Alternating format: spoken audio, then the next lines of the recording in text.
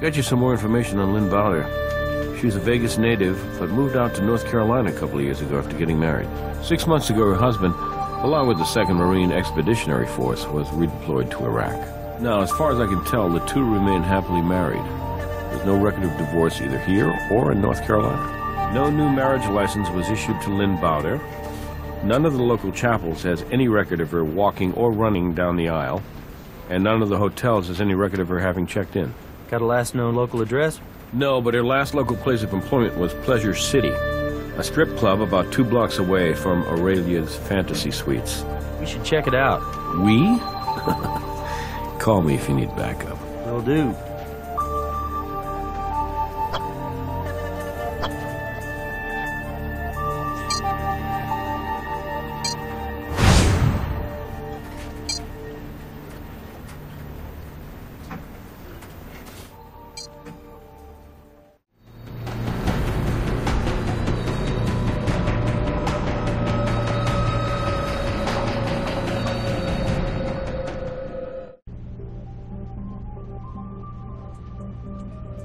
Hey, sorry, we're closed.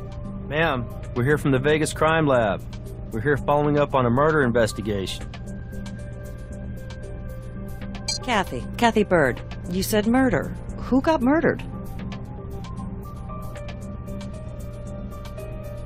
Lynn Bowder? Yeah, why? I'm afraid she was found dead at Aurelia's Fantasy Suites. Oh my God!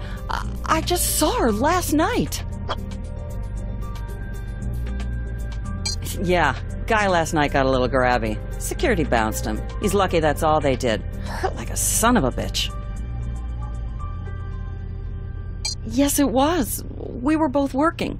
She spent most of her time dancing for this one guy. Well, I didn't get a real good look at him because the club was busy and it was dark as hell and I was working. I think he was Mexican, though. Not real tall. She was like grinding all over the guy. I mean, he must have had some serious cash on him.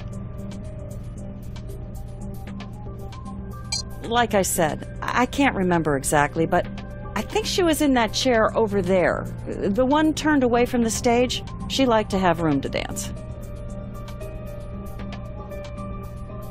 Wow.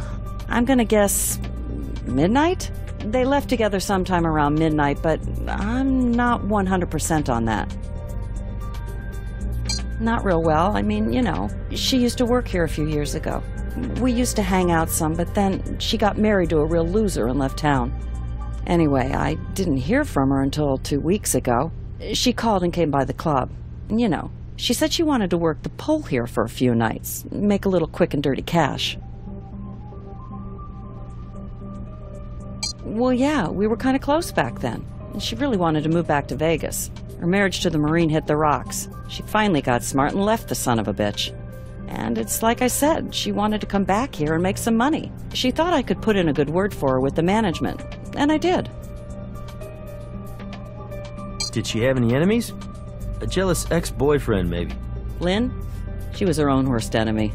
No, I mean, Lynn was a really cool person and all, but she wasn't always the most reliable person, if you know what I mean. Me? Are you kidding? No frickin' way. I wouldn't set foot in that dump. That place is pathetic. Not even last night.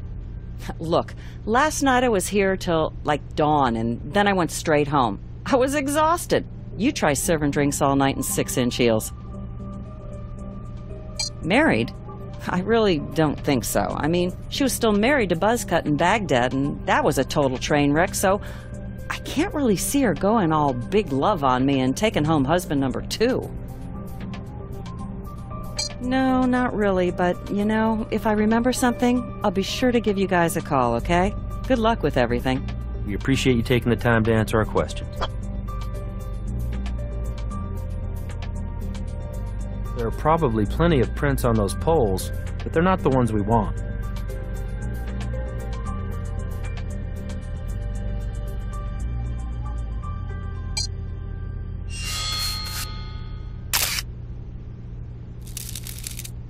Okay, we're looking at a lot of prints in here, my friend. Finding a connection to Lynn Bowder might seem like we're looking for a needle in a haystack, but, You know, that's exactly what it is.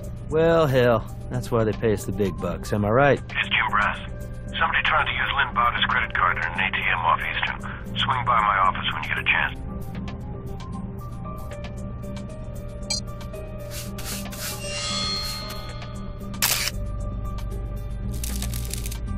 Got one. Lots more chair to search, though.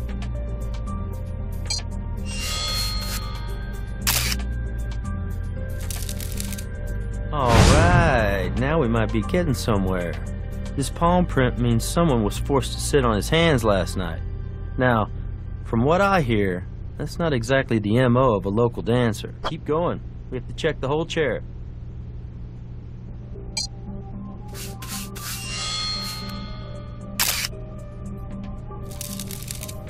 Another one. Great. Alright, we've been over every inch of that chair.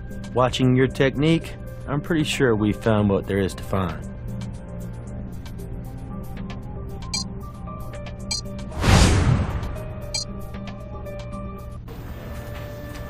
Hey. Yeah, one of the homicide detectives from day shift is having a retirement party tomorrow. I got saddled with picking up a gift from night shift. That's Lieutenant Briggs, right? Hasn't she been with the force for something like 35 years? Almost to the day. And when the first female African-American detective in the department retires, you better believe they're making a big deal out of it. There you are. Let me know what you find.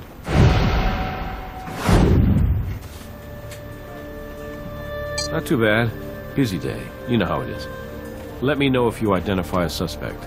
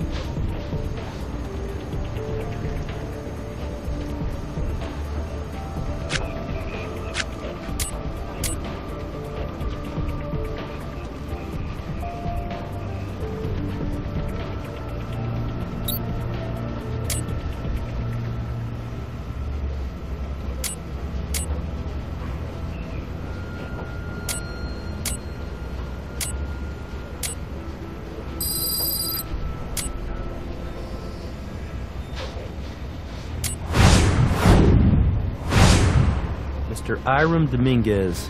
That's quite a rap sheet.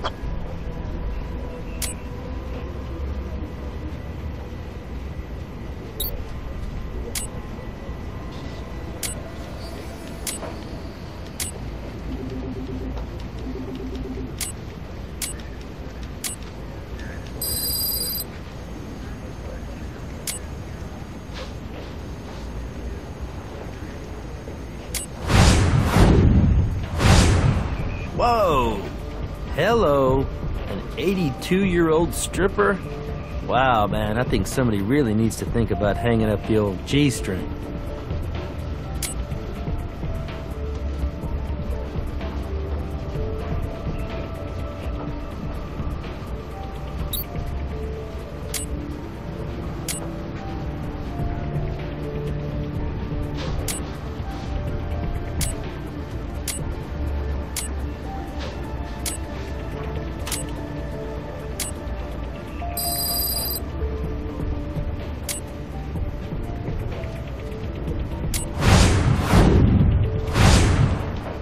Okay.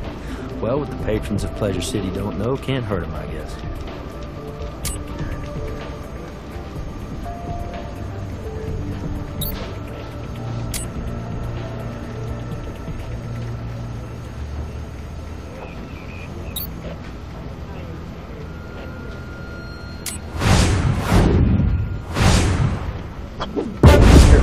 Dominguez's prints are a match to those we found with Lynn Bowder's prints.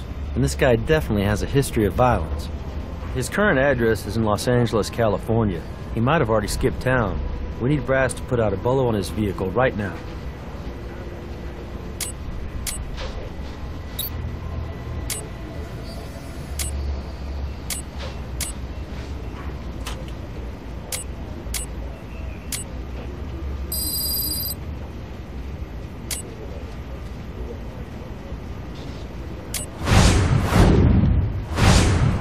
Charles Steer?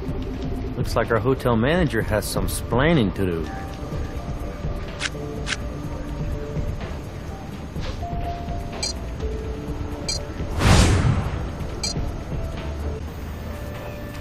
Yeah? Do you have enough evidence?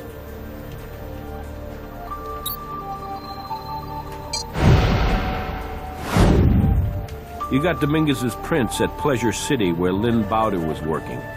And the night manager's description of the guy who checked into the Cupid suite last night seems to fit Dominguez pretty well. So he's definitely a person of interest. I just don't think a judge is going to issue a warrant for you. But I'll tell you what I can do.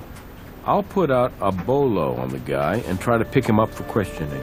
So in the meantime, you can do me a favor and show Dominguez's photo to either of our witnesses. It would be nice to know if one of them recognizes him as the person they saw last night.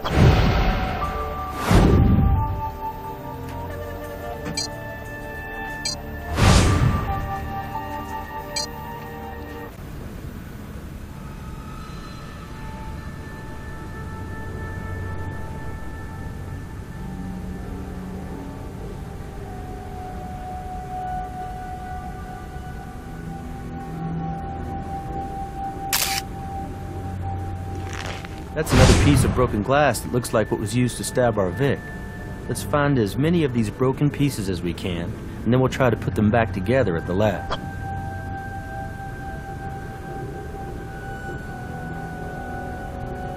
You still here? Huh? Oh, yeah. I'm just thinking, you know, what a thing to see. You guys must be used to it, though, huh? What? Really? Oh, yeah. Okay, well, okay. So the thing is, she was gonna, like, pay for the room when they were checking in, you know? And so she gave me the card to run, but then the guy, he like, pulled out a wad of cash and said he wanted to pay, so, you know, of course, I let him. I did? Yeah, no, I didn't. That's right. I didn't, 'cause I wasn't really thinking good at that moment. And I was gonna call you guys back. You know, to tell you that I'd been pretty much up all night working. And I forgot to mention the lady checking in with the Mexican dude. I can imagine you had a pretty rough night. Cocaine has a way of doing that to you, Charlie. Cocaine? What? No, man. I mean, I used to, all right? But no, not now. I don't do it, no. You know, I'm a clean, right? Pure of mind and body and all that. But I got these serious allergies, man. I gotta take something for them. You don't got anything on you, do you? No? No. Sorry, Charlie. Yeah, that's the dude, man. That's the Mexican. I mean, the dude who, you know, checked in with the dead lady last night. That's him, I swear. So there's not like a reward or something, is there? Well, I got some good news for you. We just picked up Iron Dominguez standing on the edge of I-15 trying to solicit a ride out of town, which is technically illegal in Nevada. So on top of that, Mr. Dominguez is in violation of his parole for domestic battery back in the Golden State. So he'll be staying with us for a few more days, if you'd like to come down and have a chat with him. Brass has Dominguez in custody? Score one for the bolo. Now we ought to be on the lookout for a way to tie him to the murder. Let's see what he has to say for himself.